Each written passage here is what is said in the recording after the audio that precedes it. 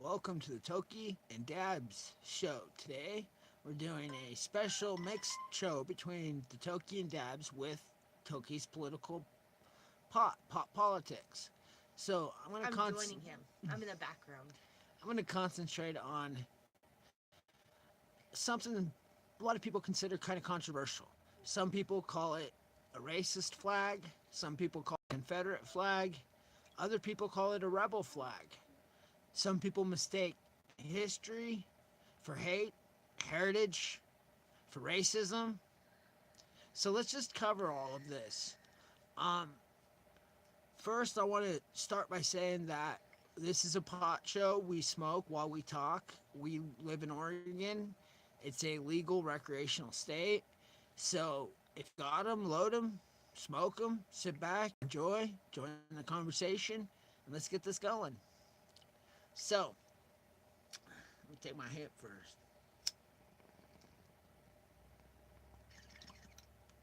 By now, we know about the hate towards what I consider the rebel flag.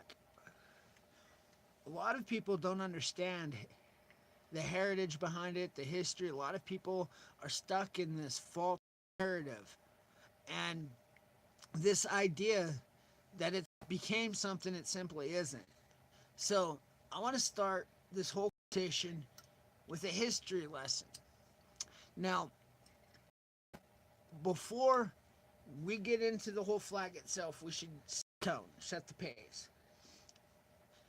Now, in America, before America was America, when it was still its English ran colonies, there was a man named Anthony Johnson.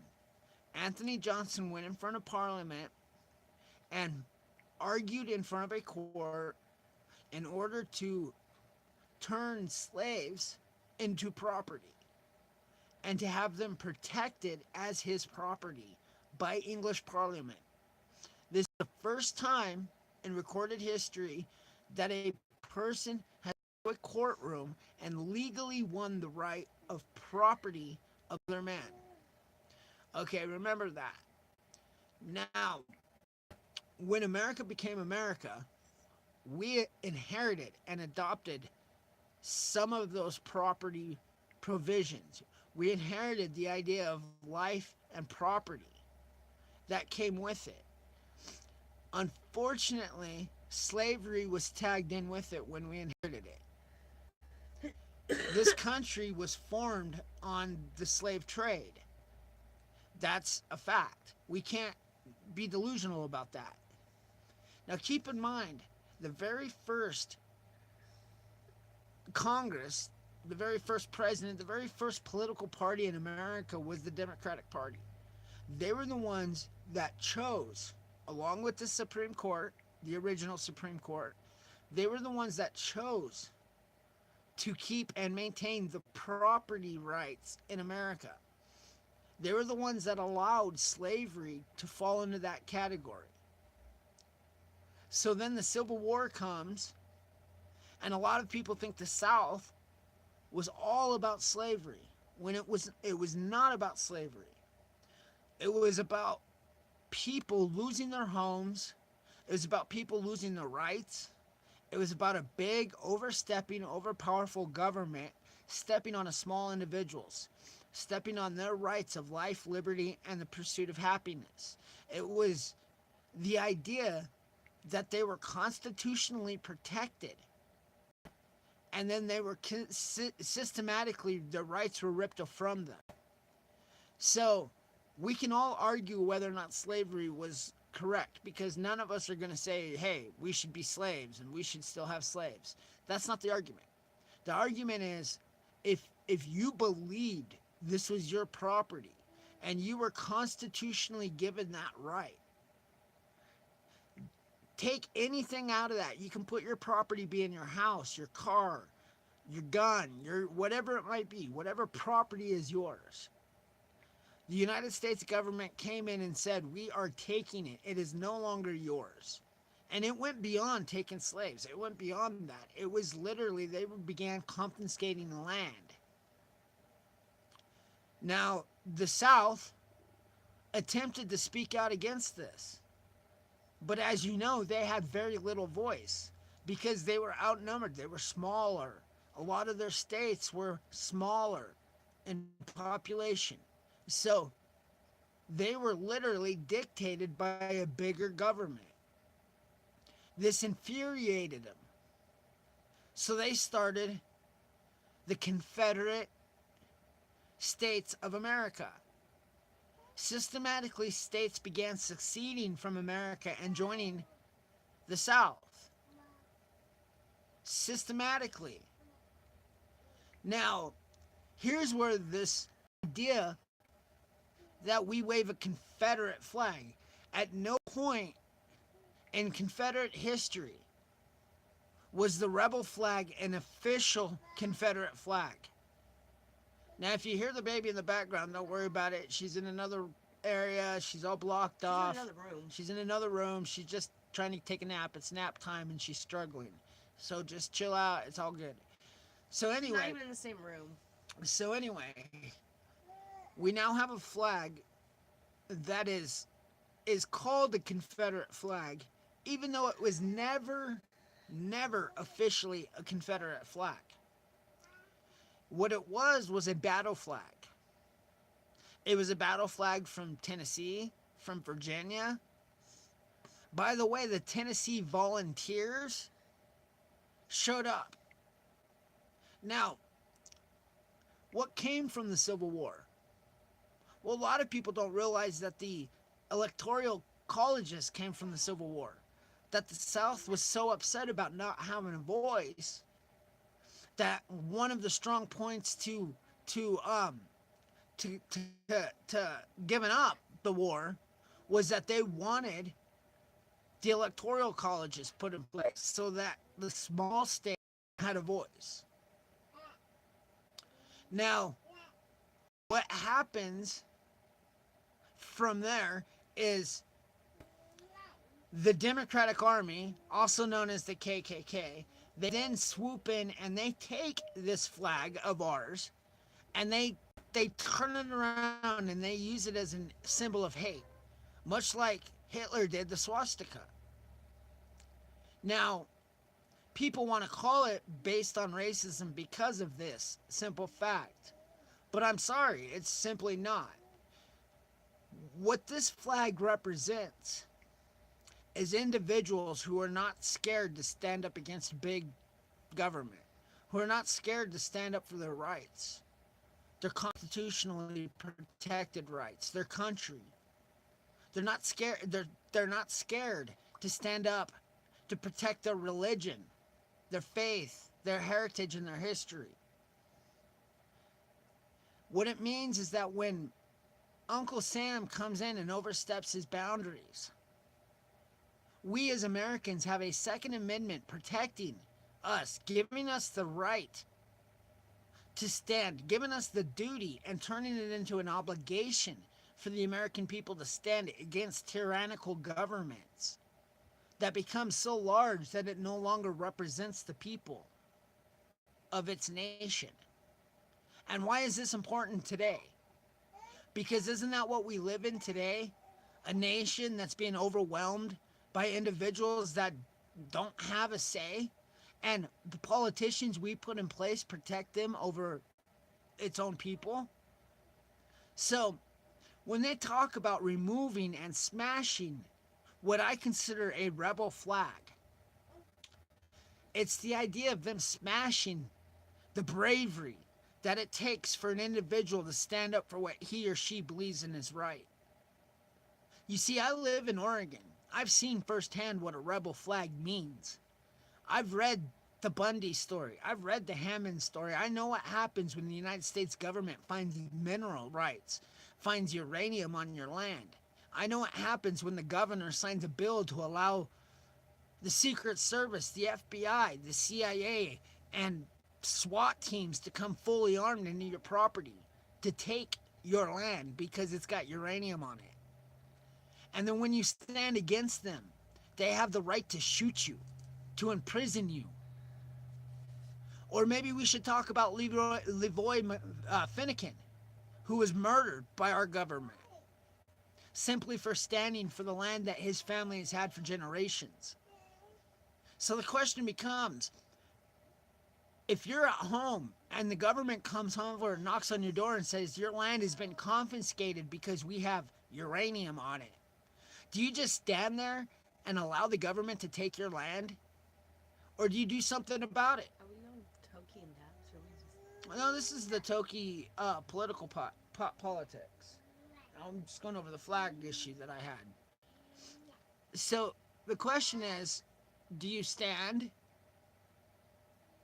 Do you do something about it? Or do you sit there and let them come in and take your land? Now, why is this important? Because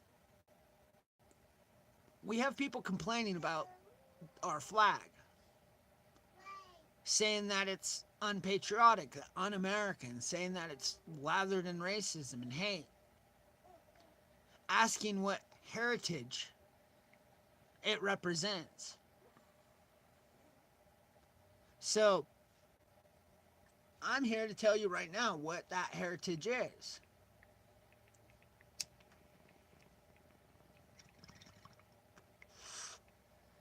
That heritage is what makes America and Americans Americans.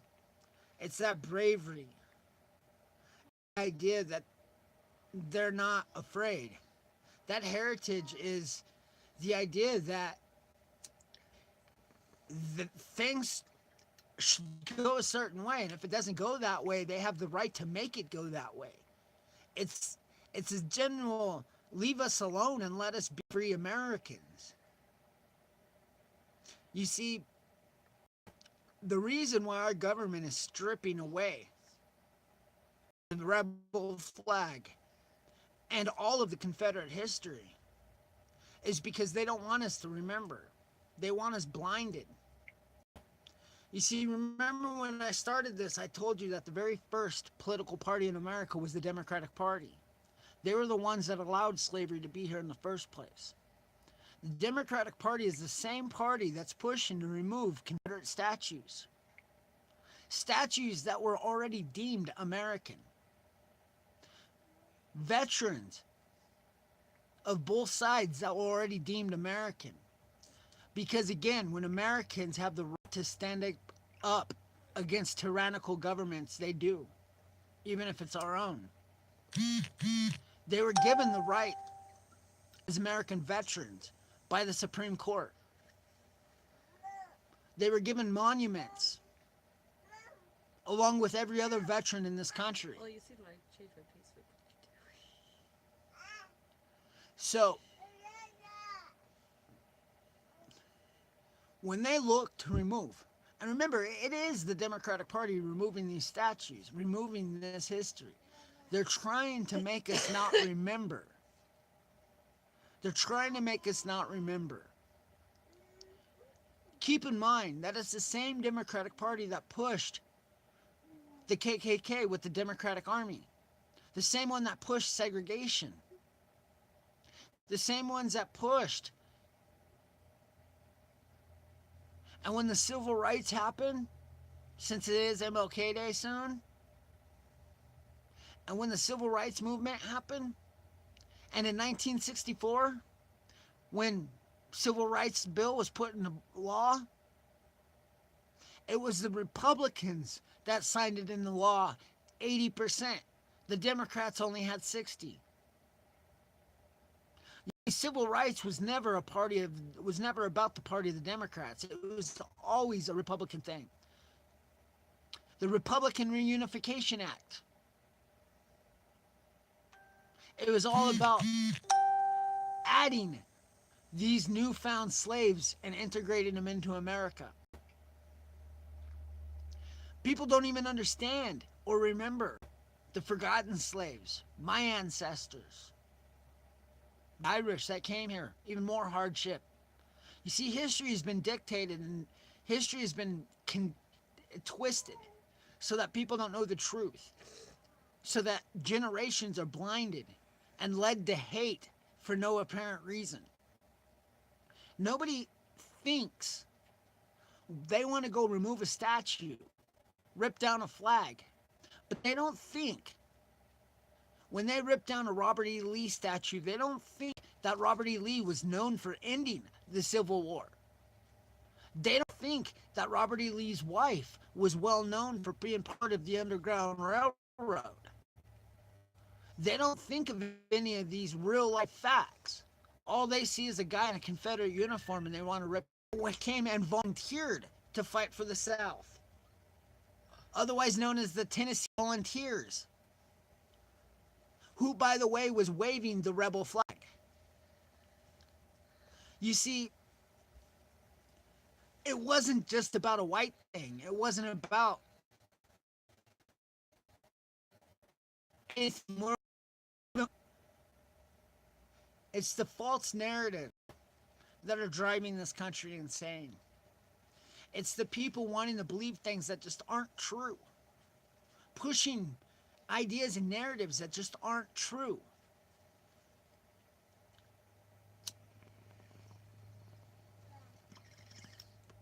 The original Republican Party had 36 black people in it, voted in by the people, and they were assassinated by the Democratic Army, otherwise known as the KKK. You see, the KKK came in and swooped in and used our symbol of rebel, our rebel symbol. They used it as a symbol of hate in order to smear it, because they don't want us to be brave. And people tell me that I should wave an American flag, and by the way, I do. And you know what? When people ask me why I wave both flags, let me tell you why. Because I believe that America is the flag that unites all of us. It's the flag that makes us a nation, a sovereignty, that gives us those rights and protects us. Whereas my rebel flag, that's the flag that gives me the right to protect the other one.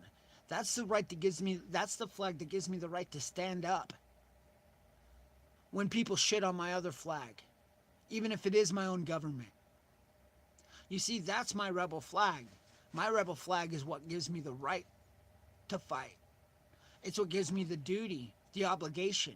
It reminds me of the people who stood before me against all odds. And why is this important today? Because we live in a nation where our rights are being stripped from us. We live in a nation where our property is being took from us.